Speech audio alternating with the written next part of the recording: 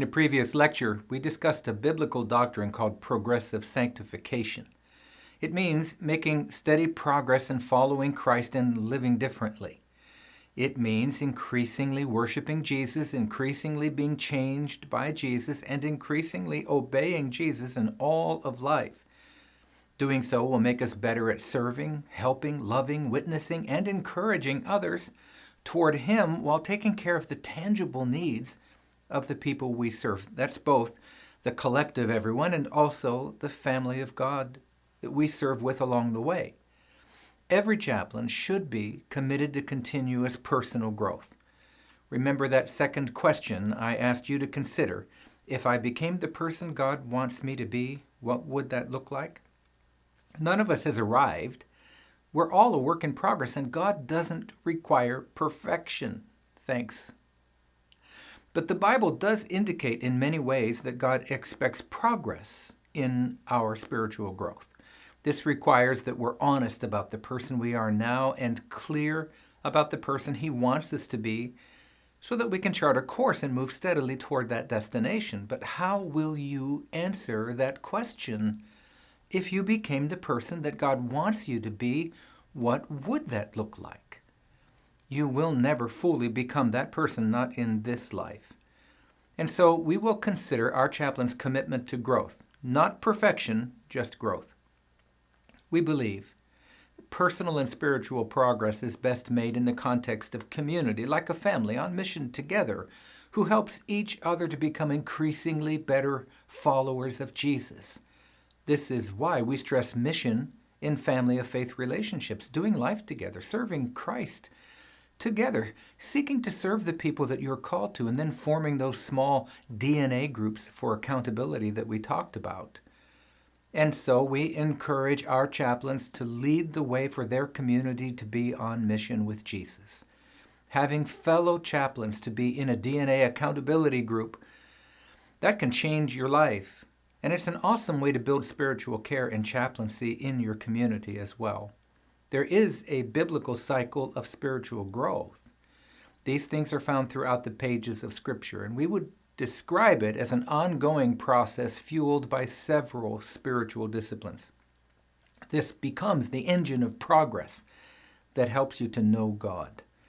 And they include regular reading and study of your Bible, a habit of consistent and regular prayer, a life that is steadily changed over time, making progress, a servant's heart with others in community like a family who are focused on the family business of God. The result should be knowing God better over time because of the first four items. This spiritual growth process is the means of experiencing God. And it's a continuous cycle, like a spinning wheel moving you forward. Is your wheel spinning or stuck? As you make progress, you will know God better, and this cycle should never end. As I've said before, if you're still breathing, you're not done yet. This commitment to growth is what a disciple of Jesus is, and discipleship is what we do. What does growth look like? All we can see is the fruit, the words or actions, the lifestyles. We can know what our heart and thoughts are. This is why we have a log in our eye, because we can only see the splinter in our brothers, but we know what we're thinking. And truly, our job of making progress is bigger and more important than fixing anybody else. Remember, you can't fix them. You can only fix yourself, and that only with the help from God who works on you from the inside out. As we confess and repent and make progress at removing that log, then we can see more clearly, because of our progress, to help our brother and sister make progress too. And this is certainly what the Bible expects. When others see us, they should see something that is different, even unexpected and loving. Remember from the last lecture on the parable of the blind leading the blind. Now, I suggest that a student can learn what his teacher knows, but a disciple becomes what his master is. So who is your master? Surely you will become like the master you are serving. Is it Jesus or yourself or something else? And for this reason, discipleship is best described in our culture as an apprenticeship. We are not the master, only Jesus is that. But If we have made some progress, then as chaplains, we're at least journeymen, and we should be teamed up with their apprentices to do life with them and show them how to live for Christ. Not perfectly, to be sure, but at least to make progress together. As such, progress can only be made if we are willing to be transparent and open and honest about our own knuckleheadedness. And I am not only talking about being honest about sins that we used to commit, but being transparent and honest about our current sinful thoughts, words, actions, or deeds, and repenting of them in front of our apprentices. This is how we demonstrate confession, repentance, forgiveness, and change. This is how we show them that it's okay to be honest about it.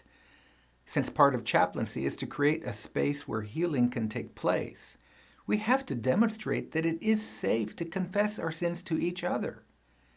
In the book of James, chapter 5, verse 16, we are told to confess your sins to each other and pray for one another so that you may be healed. And healed of what? Well, in context, it would be healed from the impact of the consequences of sin in your life. Confession, prayer, and progress are expected to be worked out in community. This is what leads to repentance for a changed life that makes progress that others can see. As chaplain leaders who disciple others, we need to show them how to do this, not just tell them how. We have far too many finger-wagging and pointing Christians in the church today, and not nearly enough confessing believers who are honest about themselves, demonstrating what it looks like to make progress and admit their own shortcomings, which highlight their need for a Savior in the first place. In order to make progress, we must become self-aware and involved in the important work of self-care. We must guard our hearts and minds for the work that we're called to do. Therefore, learn to engage regularly in the practice of spiritual disciplines. You should note that spiritual disciplines is one of the core values listed for our ministry. So, of course, we practice them, and we really want you to do the same. Do you have a time, a place, and a plan for spiritual disciplines and self-care? You should, and I hope you do. And so, personal and spiritual growth is linked to the study of God's Word, prayer, life change, and serving on mission together, which helps us to know God. The more we know Him, the more meaning we will get from the Bible, the more powerful will be our prayers, the more we will change through application, which is wisdom, and the stronger we will be in our relationships with the very people that we are serving and on mission with. Transparency and confession and repentance and prayer, well, those are all important components of this. But exactly what is prayer? Many have the mistaken belief that prayer is asking God for what we want.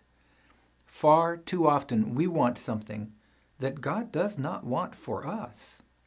We do not subscribe to the so-called name it and claim it message. We find that to be offensive, contrary to His truth, and we hope you don't follow it or believe it. It is not about what we want, but rather what God wants. And what the praying person does when praying in His name is this. They are developing a desire to want the same things that God wants. And they're learning to talk with God about His purpose and His plan and desires while asking for everything they need to do God's will rather than filling our own worldly, earthly desires.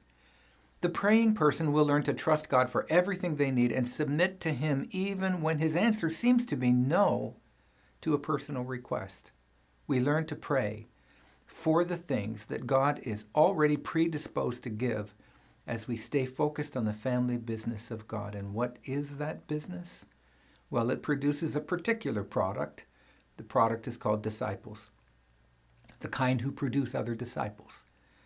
When we focus our love and worship on God first, align our will with His, and live in obedience to Him, when we learn to want the same thing that God wants and pray for what God desires, we can be absolutely certain to receive a positive yes to those prayers. And this is how you experience a powerful prayer life. So just what is prayer? Your required reading teaches you through the Lord's Prayer, which I would think would be better named the model prayer, which shows us not what to pray, but how to pray. In Matthew 6:9-13, Jesus used an ancient rabbinic teaching method called an index. It was designed to help his followers understand the mechanics that produce effective praying. A similar technique is used today. For example, in teaching you how to study the Bible for yourselves, I may summarize the steps to follow using an acronym, SOIL, S-O-I-L, where S means select a passage to read. O is observe what the passage says. I interpret what it means to the original hearers, and L is life application by bringing the original intended meaning forward. The model prayer of Jesus is very similar in approach to that, and it's designed to teach us what Jesus wants us to know about how to pray with power and effectiveness. Each line of the prayer has a purpose. Each line is in itself an index like the SOIL acronym. Our Father who is in heaven, that's worship. We're rehearsing the worth of God, a life that is focused on Him in worship and obedience. Your kingdom come, that's alignment.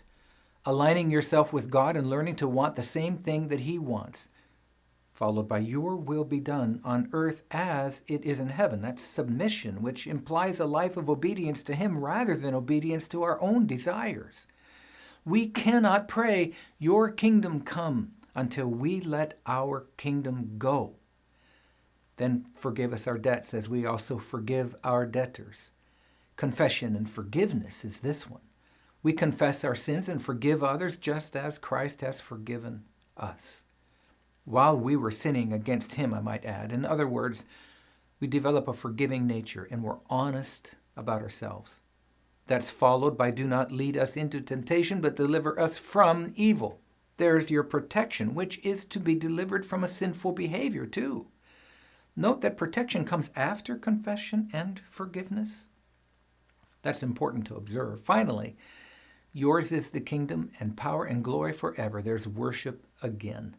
A heart of thanksgiving and worship of the one true God. The model prayer of Jesus begins and ends with acknowledging that God is God and worthy to be praised, worthy to be worshiped, and worthy to be obeyed.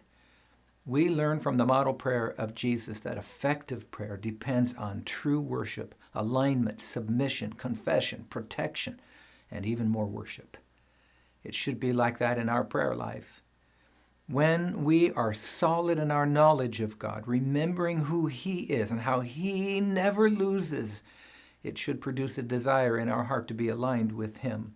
We don't have to cry out for God to pick us. Pick us, God, to be on His team, because Jesus already picked us while we were yet sinning. Romans 5:8 tells us that, and it's good to know that our Lord did not pick His disciples from among those who were thought to be the best of the best according to the world. No, He picked you and me to be on Team Jesus, and winning does not depend on us. It depends on Him. The question is, if we believe that to be true, do we trust Him enough to live for Him no matter what? Do we trust God to answer our prayer and do what is best even when the answer isn't what we hoped we would hear? The model prayer reminds us of the importance of being aligned with Him, or on His team, so to speak. And He gets to call all the shots. God gets to make all the decisions. This goes beyond a desire to enter into His kingdom after we die. A true disciple wants God's kingdom right here and right now, its existence evidenced by a life well lived for Him in this life. Growth requires confession and repentance. To repent literally means to turn completely around, change your mind completely. To repent implies a change in how we think, act, talk, live. Confession literally means to agree with God about the sin as He sees in your life, to agree with what God says is sin, and followed by a commitment to do something about it while helping others do the same, learning to live habitually differently. So when you are counseling yourself or anyone else, how do you change the fruit that is being produced? The world teaches that behavioral modification is the path to new habits that produce a result that is different from what you've been getting. But the fruit we produce is actually being caused by what we're really believing. What does the person believe? Who or what is the God they are serving? Belief in the Belief is the primary cause of their fruit. Rather than changing behavior, we should be focused on assessing and changing what we're believing about God and ourselves. Be sure to read about the fruit-to-root counseling technique in your textbook. We need to help each other to repent of false belief, which produces bad fruit, and turn to believing in the one true God, which will produce good fruit from the inside out. Let me close with this. The opposite of spirituality is carnality. Spirituality is making steady progress at turning away from false belief to true belief in God, which produces change and a different kind of fruit that becomes visible evidence to others. Carnality is claiming to believe in God, but really we're worshiping the things we want in this world and focused on our worldly desires, which puts us in the position of God, deciding for ourselves what is good or bad, what is right or wrong. Carnality is putting yourself in the place of God. It puts you in charge instead of God. Who defines your view of right and wrong, you or God? Carnality produces worldly fruit. Spirituality produces godly fruit. Which are you producing? How can you change it while helping others do the same? The carnal Christian may believe that Jesus is Lord, but a spiritual Christian, well, a spiritual Christian knows Jesus.